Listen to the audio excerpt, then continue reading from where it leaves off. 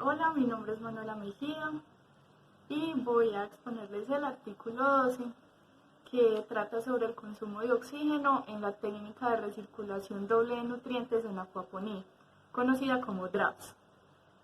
Bueno, lo que sucede es que la planta respira y su raíz también, y el oxígeno se debe mantener dentro de unos valores que se denominan críticos y son específicos para cada tipo de planta. En los sistemas DRAPS se puede dar una presencia de microorganismos dentro del sustrato que pueden competir con la planta por el oxígeno. Dentro del estudio se investigó la concentración del oxígeno en soluciones para hidroponía convencional y para DRAPS. Evaluaron si la reducción del oxígeno se debía al agua utilizada del proceso, que pues si era agua de pozo o si era agua residual, agua de la llave, o al consumo de nutrientes, al consumo del oxígeno de los nutrientes presentes en la solución. Que para hacer eso hicieron una evaluación del consumo de oxígeno utilizando los mismos sustratos, tanto dentro de un cultivo como en el sustrato dentro de una jarra, por así decirlo. De hecho, así se llama, investigación dentro de jarra, porque no tiene planta, solamente para evaluar el consumo de oxígeno de los mismos nutrientes.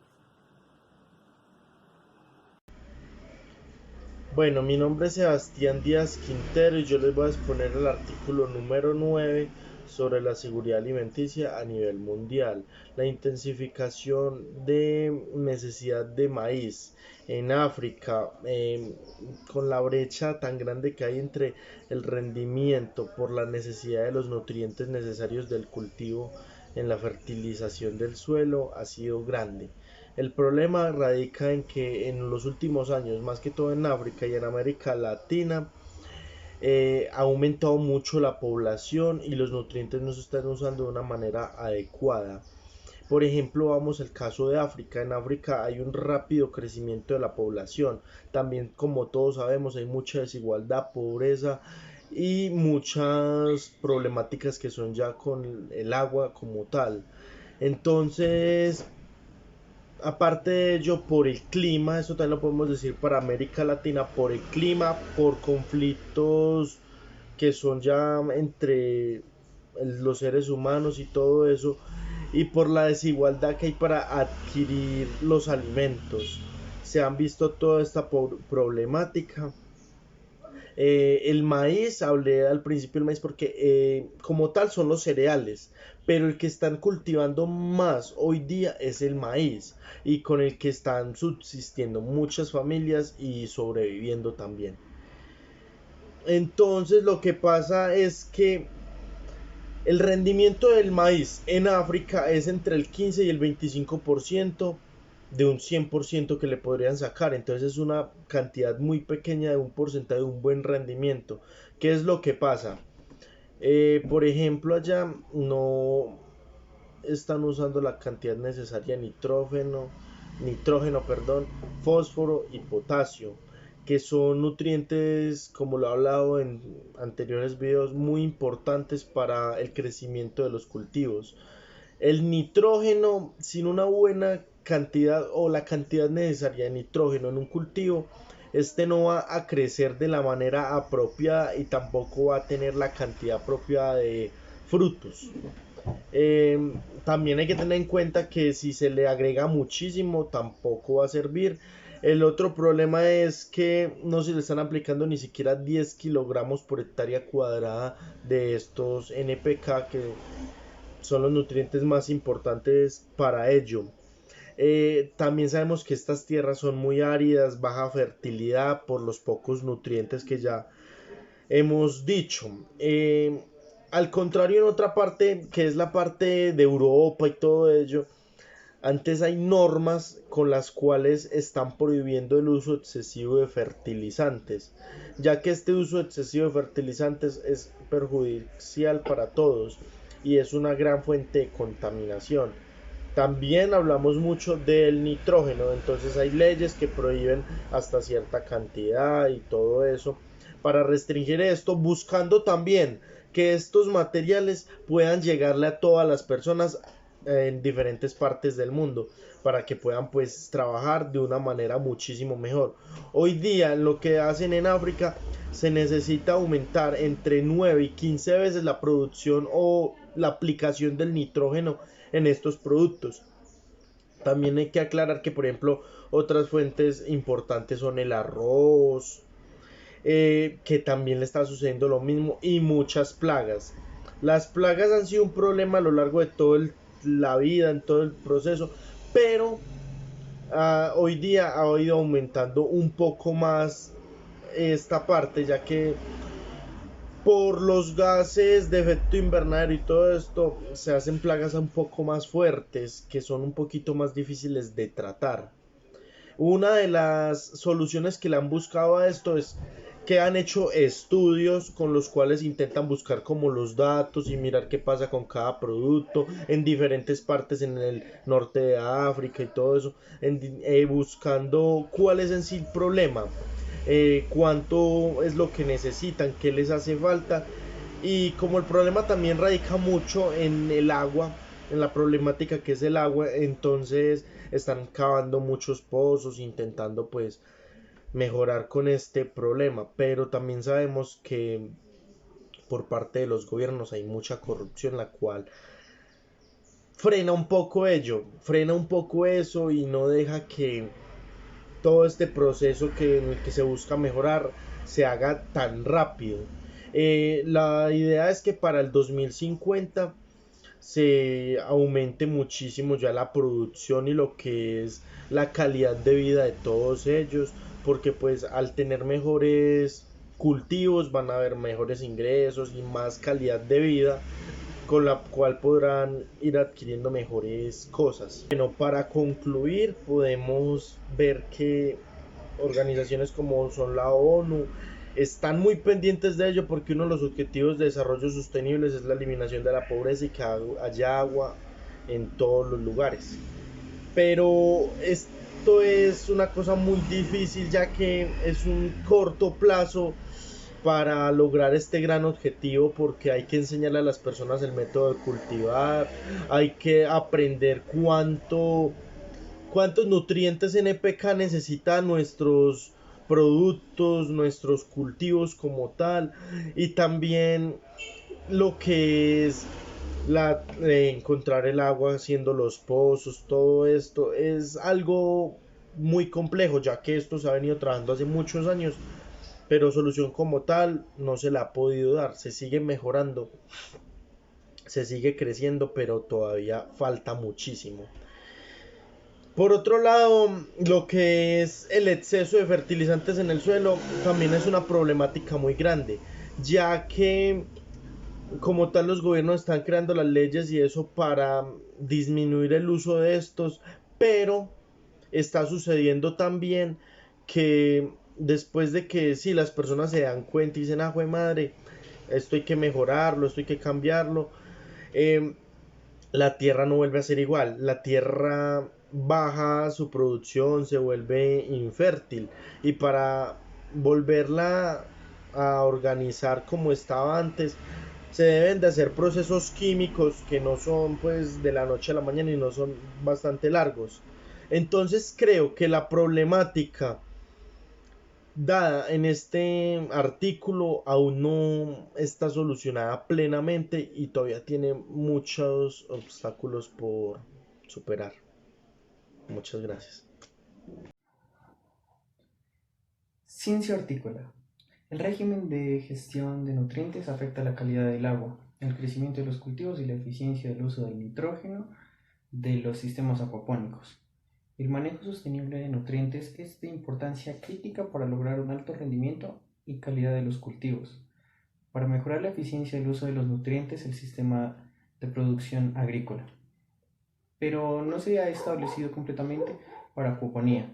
El objetivo de este estudio fue determinar los efectos del régimen de alimentación en la calidad del agua, el rendimiento del cultivo y del rendimiento y la eficiencia del uso del nitrógeno en los sistemas de recirculación de acuaponía La misma cantidad de nitrógeno total, 120 gramos, se aplicó a acuaponía en diferentes regímenes de alimentación.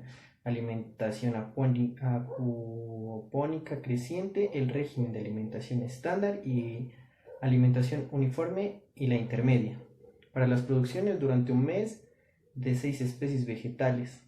Los cultivos en alimentación en incremento y alimentación uniforme muestran resultados contrastantes en el rendimiento y el valor del contenido de la clorofila. Por lo tanto, se evaluaron adicionalmente para el perfil de nutrientes en solución apónica y el crecimiento y del rendimiento del cultivo en comparación a aquellos en hidroponía.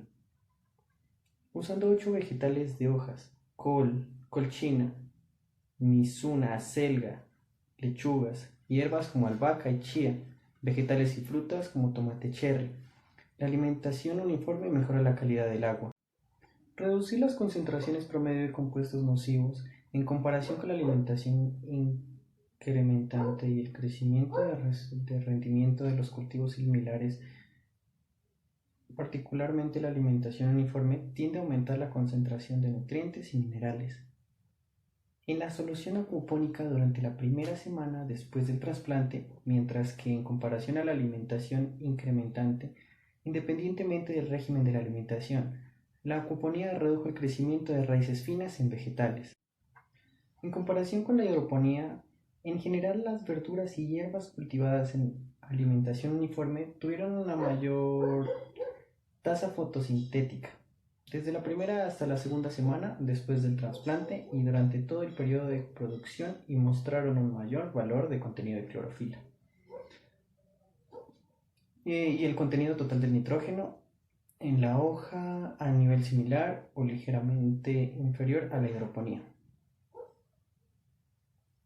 En consecuencia, la alimentación uniforme aumentó la eficiencia del uso del nitrógeno del sistema en un 30%, hasta un 600%, en comparación a los alimentos en incremento e hidroponía. Respectivamente, en conclusión, la producción de cultivos acuapónicos y la eficiencia del uso del nitrógeno se puede aumentar mediante un régimen de alimentación uniforme y ya que mejora la calidad del agua y la disponibilidad de nutrientes para un mejor establecimiento de las plántulas, mejorando consecuentemente la calidad del rendimiento de los vegetales y las hierbas acuapónicas. Gracias.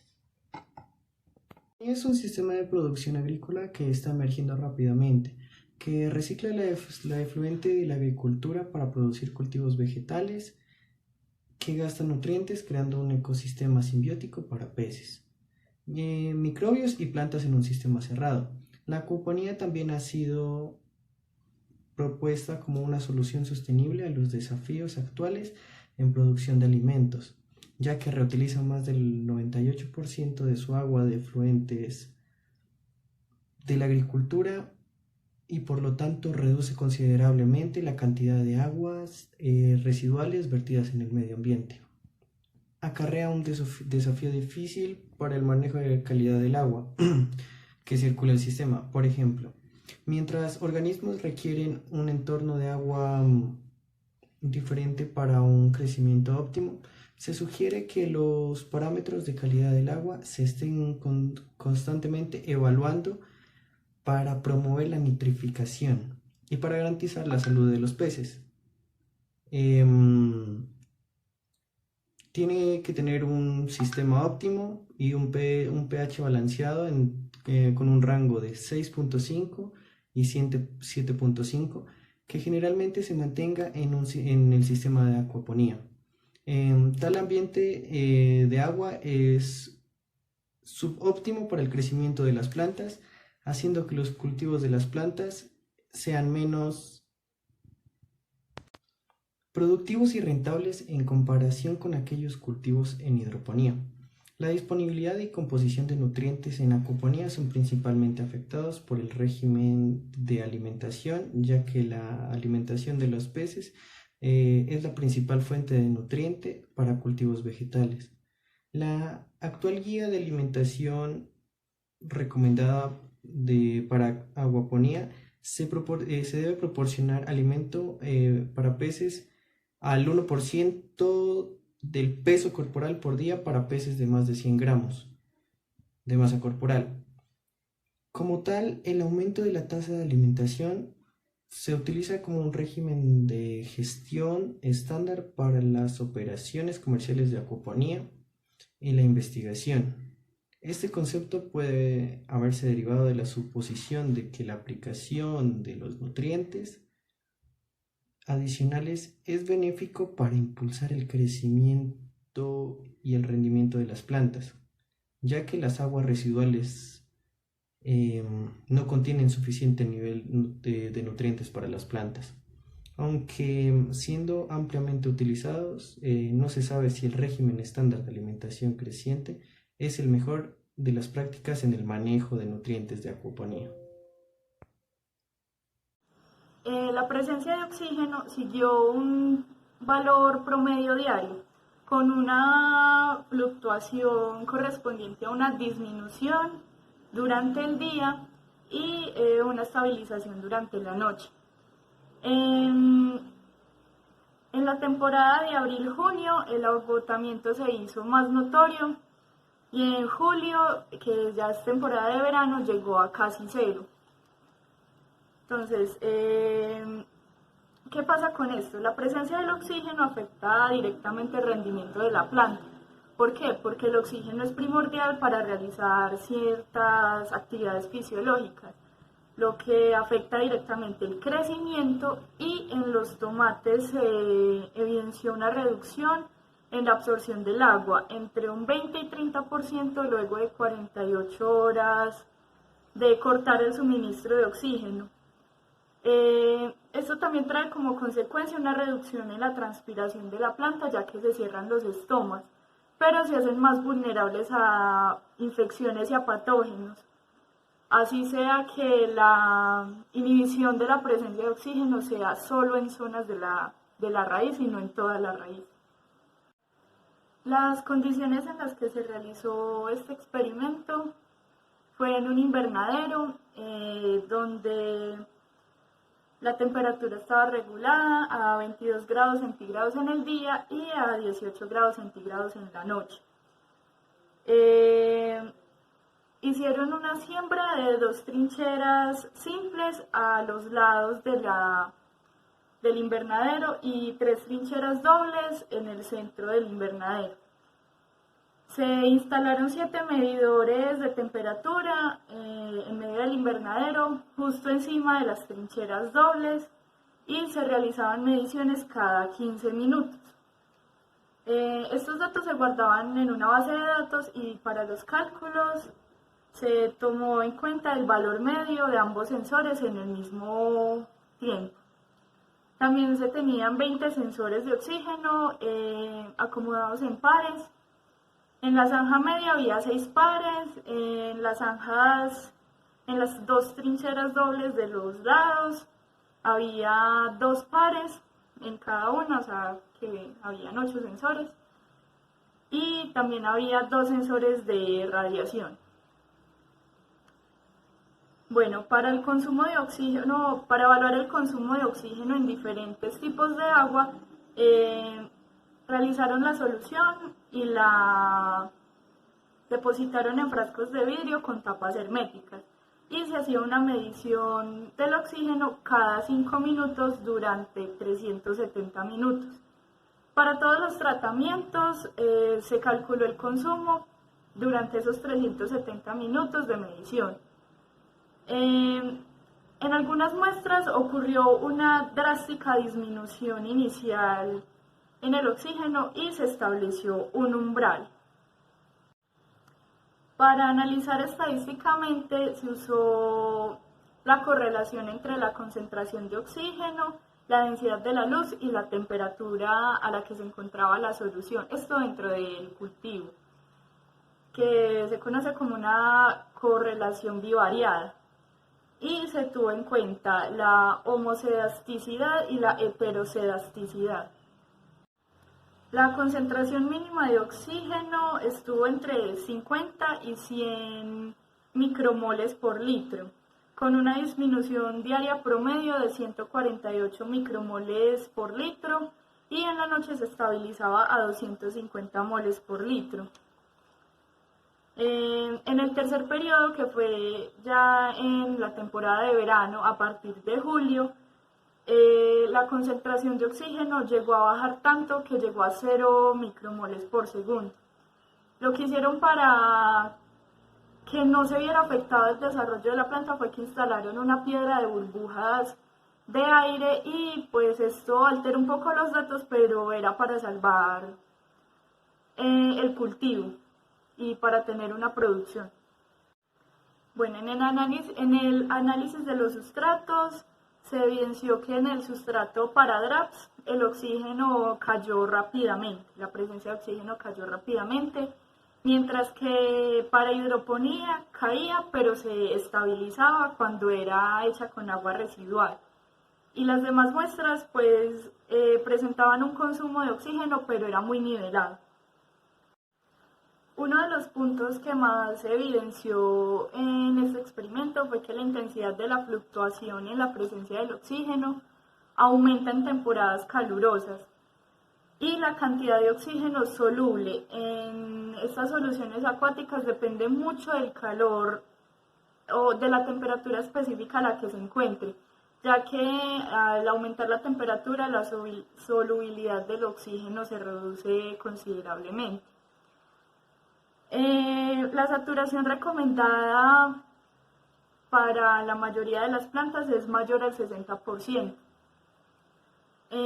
Cuando está por debajo del 60%, la raíz de algunos tipos de plantas se ve muy afectada y sus hojas también.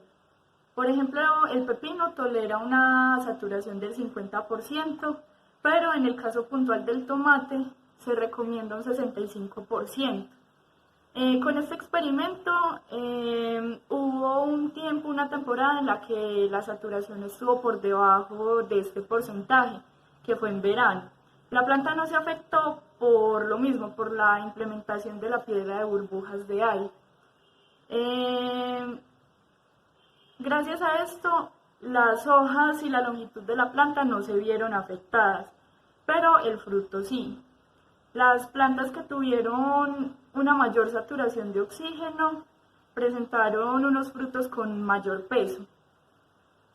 Cuando el oxígeno baja, se reduce el rendimiento y la calidad del fruto y de la planta. Y también la hace pues más vulnerable a los patógenos. Una de las soluciones para los patógenos es implementar un bombardeo de luz ultravioleta para que haga un exterminio como de estos microorganismos no deseados.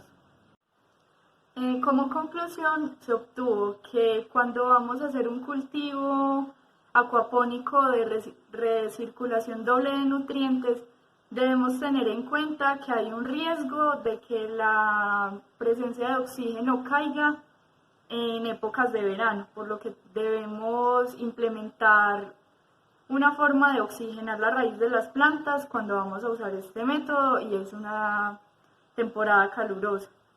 Y cuando este mismo sustrato se utiliza para hidroponía, se debe controlar el oxígeno, más cuando los sustratos tienen una conductividad eléctrica mayor o igual a 3.